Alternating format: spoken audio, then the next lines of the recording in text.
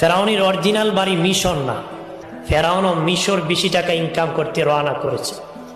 রাস্তায় বন্ধুর সাথে একা হয়েছে, কো বন্ধু কই যাও?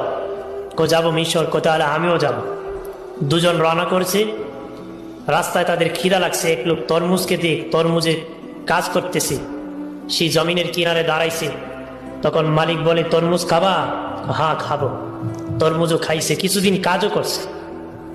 তারপরে মিশরীর কবরস্থানের দারোয়ান নিযুক্ত করবে। বাদশাহ বিজ্ঞপ্তি দিছে, সেখানে ফেরাউনও দারোয়ান হতে দরখাস্ত করছে। তখন বাদশাহ তাকে ডাকিয়ে পরিচয় নিয়ে তাকে দারোয়ান হিসাবে নিযুক্ত করে দিয়েছে। দারোয়ান হওয়ার পরে সে একটা আইন জারি করছে। কি জারি করছে? যে লাশ দাপন করলে একটা করে স্বর্ণ মুদ্রা দিত। কয়টা? একটা করে। মানুষ বলে বাদশার কাছ থেকে অনুমতি নিয়ে একটা করে স্বর্ণ মুদ্রা দাফনে দিতে হবে। লাশ তো দাফন করতে হবে, লাশ তো ফেলে দেওয়া যাবে না।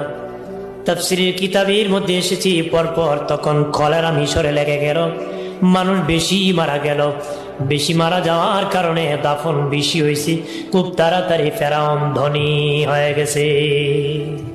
কলেরা লাগছে, মানুষ বেশি মরছে, আর স্বর্ণ মুদ্রা বেশি পাইছে, তাড়াতাড়ি ধনী হয়েছে।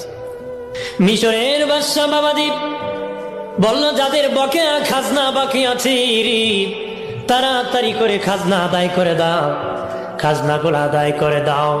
তখন ফেরাউন বলল, বাদশা আমার তো অনেক টাকা হয়ে গেছে, আপনি যদি অনুমতি দিতেন আমি সবার পক্ষে খাজনা আমি একা আদায় করে দিতাম। সবার পক্ষে থেকে খাজনা আমি একা দিয়ে দিই। বাদশা কয়, ছেলেটা তো খারাপ না, ভালো ইনকাম করছে, কিন্তু জনগণে দিয়ে দিতেছে। জনগণের অন্তরে ঢুকে গেল রে বাবাজি।